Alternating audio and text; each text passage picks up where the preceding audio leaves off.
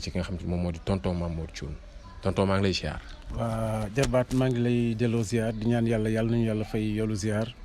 di nuyu mbokku téléspectateur Grand Théâtre TV yëpp di leen ñaanal aussi di ñaan yàlla na chaîne bi bokk ca chaîne yi ñuy lim partout dans le monde te yàlla mën na ko yomb na ko parce que taxawaayam ci wàllu aar bi gis nañ ko merci beaucoup.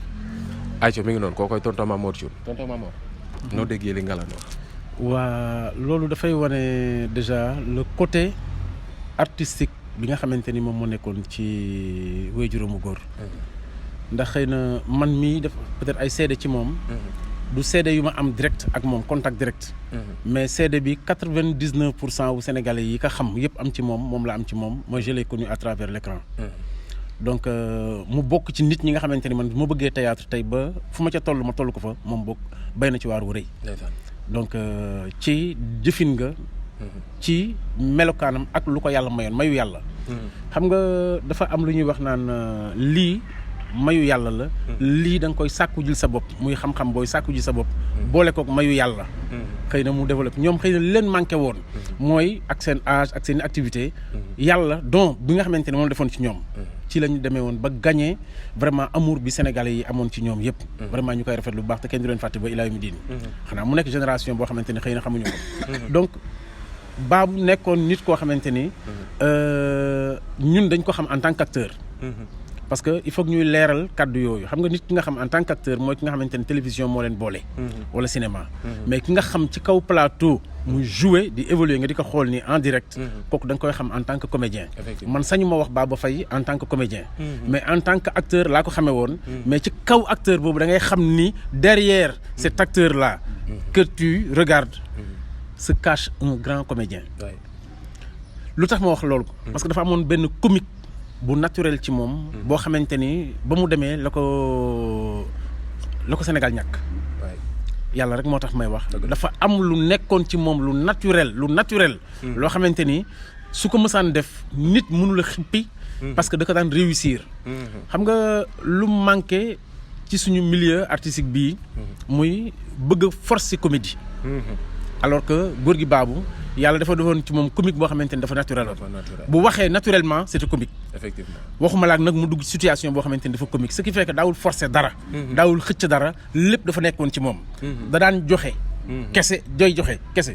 waaw li naan vivre la situation da ko daan def rek uniquement mu doy sëkk ci li ñu soxla woon ci wàllu comédie loolu bokkoon na ci fooru góor gi Babou Faye gu ma xamoon bu baax a baax ci moom ndeysaan yaakaar naa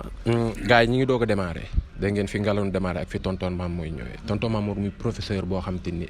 école des beaux-arts la nekk kenn dootul naatable li nga xam te ni moom la am expérience ci théâtre mu nekk ku oyof ku disponible foo xam te ni théâtre rek moo ko mën a tableel dañ koy wax ci face kanamu écran bi parce que Sénégal boo waxee li nga xam ci nit ñi d'habitude dañ naan dafay dóor mais ñun on se connaît xam nañ la parce que dañ ñoo tàggat te yaa ngi ñuy tàggat boobu ba tey donc dinañ ñëwaat ci yow parce que aussi tamit fi mu waxee dafa am solo mais tonton Mamour d'après bi nga dégloo Ngalane histoire bi mu jotee expliqué ci paa bi loo yëg ak noo ko jàngatee waa li nga yëg mooy nit ku yàlla baaxal nit ku yàlla may aussi parce que am na kàddu yoo xamante ni bu fa kilifa tolloo ci feebar di ko génne di ko jëmale ci njabootam da ngay xam ni kii am na lu ko yàlla di wan loo xamante ni xëy na bëgg a wax njabootam parce que njabootam duñ ko attan ay kilifa la ñu daan natt seenu njaboot parce que am na ci ñu daan dénk seen njaboot ni ko damay dem xam naa ni damay dem parce que boobu day fekk natt nag njabootam ba xam ni kii mat na poids boo xamante ni soo ko joxee telle information attan na ko comme aussi xam na ni boobu Ngalane bu xale la parce que 20 ans xale la dëgër goo xamante ni su ko joxee l'information dina ko attan moo tax mu di ko waxee noonu bëgguma dem yóbbaale la waxin la taxul Ngalane du xam bul fi ñëwati loolu mooy kon soril parce que làmmiñu doomu aadama yi ni ñuy wax ni dañoo nuroo kon benn lañu te benn buy dem dee am benn mooy dem dëgg la kon ñaar ñu doon benn bu dem dee am ñoom ñaar ñëppay dem loolu la ko doon dawal waxi wolof la donc nga jàngati ci lenn que ni ku ànd ak ngëm la aussi ku am ngëm la parce que li tax may wax loolu déjà damay jëkk a tàmbalee ci fi mu wax ni digganteem ak Sëñ Fallou pour wan la ni la générosité bi ñuy wax ci ñun artistes lu yàgg nekk la ci suñu mag ña ba nëga ni ndax koo xamante ni mu ngi toll ci ñu koy jaayloo amagul mais mu am yéene dem ci Sëñ Fallou ñu yëkkati sëru rabal jox ko yëkkati junni teg ci moom mu ne du yem ci loolu yëpp waajuram moo ko def waaye moom ci yéene na jël benn tengaade dolliwaat ci kon gisatul lañ ko jox mais mu ngay xool lay jóge ci moom pour wax la rek ñun artiste dafa am lu naturel lu nekk ci ñun loo xamante ni mbiru yàlla la wallahi lazim mbiru yàlla la parce que générosité boobu moo tax fàtte na lële parce que gëm na ni du ñaqam rabal bi du ñaqam 5000 bi du ñaqam lañ koy jaayloo am na lu mu ca am ca loolu lay yëkkati benn tengaade teg ko ca effectivement jox ko sëñ Fallou xëy na looloo ko jural ñaan gi ko yàlla defal parce que ku ne xam na ni tamit mel ni Babou Faye dans notre milieu la jafe na mel ni Babou Faye ñaataat bu mu demee ak léegi bari na lool mais turam du fay ba ilaayu mi diidi turam du fay ci ñi ko xamoon comique bi nekkoon ci Babou Faye ba léegi amaatul amul kenn Ngalandou amul 1 million bu ñu ko doon xaaj 1000 benn ba Ngalandou amu ko nga xamante ni kon mayu yàlla ca la bokk ak ñaan tamit parce que ku mel ni Alaaji Fallou suñu sang bu tedd boobu defe naa ni ku mu ñaanal sa ñaan gis nañ ko ndax bu ñuy wax Senghor am na fu mu jaar ak moom ak yeneen politiciens am na fu ñu jaar ak ñoom am na yeneen ñu yëngu ci yeneen wàllu métier am na fu ñu jaar ak ñoom te fu mu jaar ak nit kooku dañ koy dégg loolu moom yàlla mayoon na ko suñu sëriñ bu baax boobu donc ba nga xamante ni donc Alaaji Fallou nekkul koo xamante ni dina am lenn lu mu ñaanal te fan la ko defal ci làmmiñam la ko bindal lan la daan communiquer parce que xam na ni marchand ambulant la day wax nit ñi di ko dégg lu mu wax mu saf nit ñi lu mu wax ñu dégg ko donc loolu defe naa ni kuy Sénégalais tam xam Babou Faye xam nga loolu ci Babou Faye Babou même bu mësaan wax lu naturel nii ci dëggam du dara du comique sax mais tu sens le comique tu sens la comédie derrière parce que loolu may la ak ñaan donc vraiment loolu laa teniroon à signaler ci témoignage bi nga xamante ni moom la doom ji def ci moom maa ngi soog a yëg loolu tey wax dëgg yàlla mu nekk lu émouvant quand même lu émouvant parce que lii d'hôpital nga yëg ni ci say dernier moment nga toll dafa métti ci àdduna parce que nit ku tawat tëdd yëg ni amatoo yaakaar ci ni sa tëraay bii di nga ci jóg parce que yaa ngi jàng médecin yi ni ñu lay waxee ak ni ñu lay xoolee ak ni ñu lay traité ak yëg-yëg bi nga yëg sa yaram te mënoo koo bokk ak kenn xam nga aada nit mën na bokk ak nit lu ne ba mu des métit nit day am métit nga am tiis nga sa xol mën nga bañ a lekk mën nga bañ a nelaw mais métit bi fenn rek la sax mooy ci yaramu doomu aadama bi donc moom moment yooyu muy traversé loolu yëpp di ko yëg dem ba xam ni lii lu taq ci moom la lii doom la ci moom te bëggul mu yëg sax ni vraiment mu ngi traversé moment yu dur yi ci moom na ko enduré moom kese mais na écarté doomam bu mu ko teg bët loolu ci ngor la bokk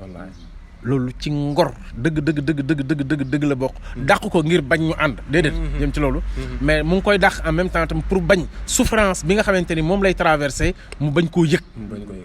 parce que bu ko yëgee tam mënu ci dara yàlla rek mooy ko teg te mooy ko mën a teggi donc buy souffrir na souffrir seul mais bu doomam bokk ci souffrance boobu na libéré doomam mu nekk ci beneen activité loolu vraiment dama koy rafetluwaat trop ci moom nga xamante ni force artiste donc dafa feeñ trop aada mu nekk lu doy waar yoo xamante ni lu jóge ci xol lay dellu donc yéeg-yéeg bi fi mu toll ci moom ak fi ko tontoor maam moo waxee yéeg-yéeg boobu la am mu nekk moment yu sensible yoo xamante ni ci dundam ci période boobu doyoon na waar tonton Mamour tojol nañu ko dégg nañ ko Ngalandou expliqué na ko dégg nañu ko ayca mu mel li ñu defee ci waxtu bariwul mais dañu joxaat tonton Mamour mu analyser waat d'après li nga wax ñu ñëw ak yow ci li nga xam te moo di question bu mujj bi daal di clôturer taj ñu bañ a jël seen temps parce que dañ leen fekk itam ci liggéey tonton Mamour waa Ada defe naa ni fi Ngalandou daanale léegi foofu laay waxee mooy exemple bi Cheikh Tidiane Diop doon joxe ak seen parcours tamit ñoom seen arrivé ci théâtre effectivement théâtre bu jëkkoon loolu la woon passion la woon nit ñi dañ ko daan bëgg rek di ko def bi ñu demee ba ci biir am ñoo xamante ni ñu ngi tàmbalee di am amour bi ñu nekkoon bëgg mbir di ko def rek doyul li nga bëgg da nga koy jàngi pour xam ko bu ëllëg nga def ko xam nga àdduna yàlla léppam noonu la ko jàppee ba ci soxna si nga bëgg soo ko bëggee pour nga def ko soxna da nga koy labati labat bi mooy da nga koy jàngi nga xam ki ngay dugg mooy kan ndax kii boroom xol bu yaatu la ndax kii ku yaatu la ci famille ku ubbeeku la ku am jàmm la wala nitu fitna la wala ban façon la loolu lañ tudde woon labat nga labat ko pour xool jikko yi ndax doy na la bu la doyee nga soog ci dugg loolu mooy yaa ngi koy jàngi donc métier tamit noonu la théâtre bu jëkkoon bu mu ñëw fii Sénégal passion la woon nit ñi dañ ci duggoon pour passe-temps ak bëggalante nañ làng fii nit ñi kaf ree jeex na boo léegi ñu ne ñii ñoo doon def fi loolu lañ ci jublu woon looloo waraloon tamit ngoon 5 heures ba 5 heures la répétition yi daan am maanaam nit ñi dañ daan xëy 8 heures dem liggéey ba 4 heures ñu wàcc 5 heures ñu dem ci salle de répétition yi dem répéter ji am nañ seen métier am nañ seen passion mais ñu dem ba ci biir xam ne lii yamatul ci passion kese am na ñu ko bëgg mbëggeel goo xamante ni jaral na leen seen àdduna yëpp ñu def ko ci lii Senghor en 65 su ma juumul ci la ubbee école des arts ci la taxawale Sorano parce que dafa ni ku taxawal immeuble bu toll ni Sorano la koy remplir war nga créer école ba ñuy tàggate nit ña nga xamante ni ñoo fay mujj ëllëg ci la taxawale école nationale des arts muy conservatoire la tuddoon ak Sorano donc ci biir loolu la ñu tàmbalee def kon mbir mi métier léegi nag ñu ne comme dañuy jàngale te matières yi nga xamante ni ñu ngi koy jàngalee école li ci ëpp laa wax mbind la kon ku jàngul du bind ça se comprend donc histoire du théâtre tamit pour ñu jàngal la ko mënuñu la ko wax rek nga denc lépp sa bopp faaw nga am looy bind pour mën ko denc sa bopp loolu comprendre na leen ci foofu lañ tàmbalee nag jël mbir mi nekkate affaire bi ni nekkatul passion rek mais métier la de kon dañ koy jàng ci biir njàng moomu am na ci ñoo xamante ni ñu ngi ci métier ak théâtre am na ci ñoo xamante ni dañ jummóoyu àdduna bi lépp jël seen lépp daf ko muy théâtre ñooñu la ñuy tuddee les professionnels du théâtre man sama classe gi duma professionnel de déedéet parce que dama yor sama atelier yor sama métier yor sama art bi mais ñi nga xamante ni man boog ñi ma reconnaître ni c'est des professionnels du métier mooy ñi nga xamante ni parce que baatu professionnel mooy lan métier ki ko def métier effectivement ki jël lii def ko métier moom la man bu nit ñi defee ne ni man ab professionnel laa déedéet man ndongo laa bu jaar école des arts génn dem ba xëy na di fa tàggat ay yeneen i ndaw dëgg la waaye nag ku respecter ñi nga xamante ni dañ jël théâtre muy seen métier la parce que ñooñu mooy ñi nga xamante ni théâtre la ñu gëm boolewuñ ko lenn ñooñu wax dëgg yàlla kuy nit ku ne da nga leen di ñaanal yàlla na leen théâtre fay lu tax vraiment ricc du leen dab parce que vraiment c'est une mission boo xamante ni moom la ñu nekk di ko dox muy seen destin dañ leen di ñaanal yàlla donc yàlla na demee noonu donc pour revenir ci li nga doon wax gis nga la ma ci jàngate yëpp mooy Cheikh Tidiane Diop ku yàlla mayoon gis-gis la moom it parce que xam nga yàlla du jiital nit ci neen yàlla bu la tànnee def la njiit rek am na lu tax c'est que nag ñun dañu ne ci réew moo xamante ni nit ñi dañu defe ni buñ la nee yaay njiit rek da nga war a jiitu taxaw ci kanam te man sama philosophie mooy njiit du jiitu parce que buñ la nee yaay njiit nga jiitu sa ginnaaw lu cay xew est-ce que di nga ko xam mais njiit dëgg-dëgg buñ la ko waxee mooy da ngay jiital baatu njiit mooy ku nangoo jiital ma jox la ci exemple yu bari yàlla moo ñu sàkk ñun ñëpp waaye dafa sàkk sang yi Seydina Muhammad sallallahu alayhi wa sallam muy ngën gi mbindeef mu nekk tampon ci digganteem ak jullit yi mu tette leen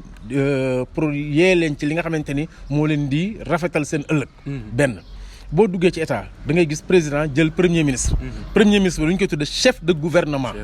pourtant njiitu gouvernement ba yëpp mooy président ba mais dafay jëlaat beneen nit jiitalaat ko mu nekk chef de gouvernement kooku nekk koo xamante ni mooy saytu ministère yi nga xamante ni ñoo ko war yëpp su fekkoonte ni kon président tànnaatul keneen ku mu jiital pour mu koy xoolal liy dox ci pàcc bu nekk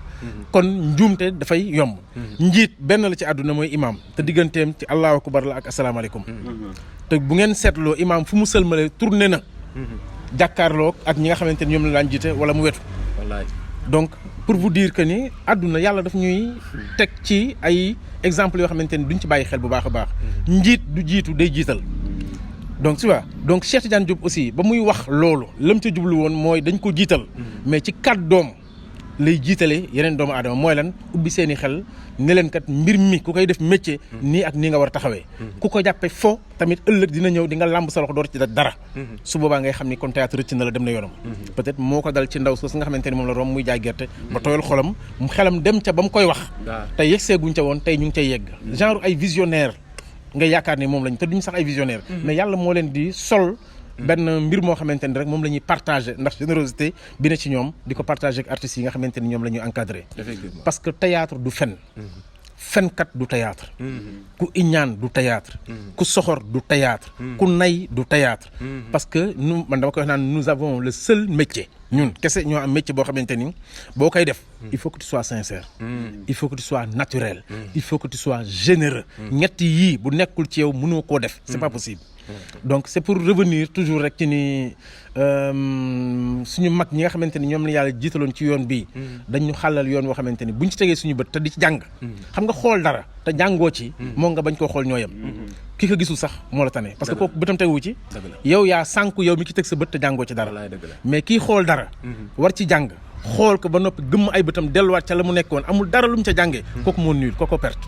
mais kon bu ñuy xool ñooñu dañu war a xool lan la ñu war a mën a jàngi ci ñoom suñu amee dara lu ñuy regretter mooy c'est d'avoir perdu Babou Faye très tôt man personnellement parce que parfois quand je regarde la télé et que je vois certains acteurs di forcer benn jeu bi ci côté comédie dama naan su fi ko mel ni jëmm jooju nekkoon góor gi Babou Faye da nga koy jox exemple ni ko xoolal ma góor gi nga xool ko sa façon de jouer nga xool par rapport ak yow li ngay def lu mu doon kese dafay doy leçon xam nga dafa am mag ñoo xamante ni yàlla daf ñu leen dénkoon ñu teel a dem te dafa am lu yàlla dogaloon ci ñoom loo xamante ni dañu doon yombalal ñun suñu encadrement bi ñuy encadré xale yi da nga leen fay tegtal rek ni leen dem leen foofu ngeen xool yi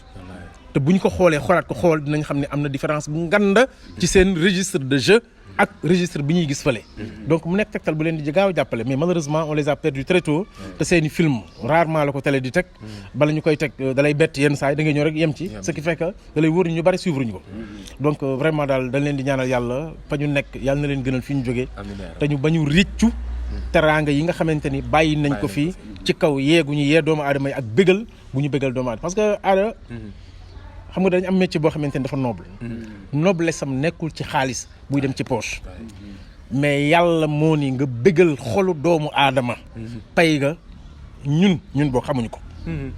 nit ku am naqar nga fàttaloo ko naqaram nit ku am tiis nga fàttaloo ko tiis nit ku réeroon nga gindi ko nit ku naroon def musiba déglu la xool la suivre la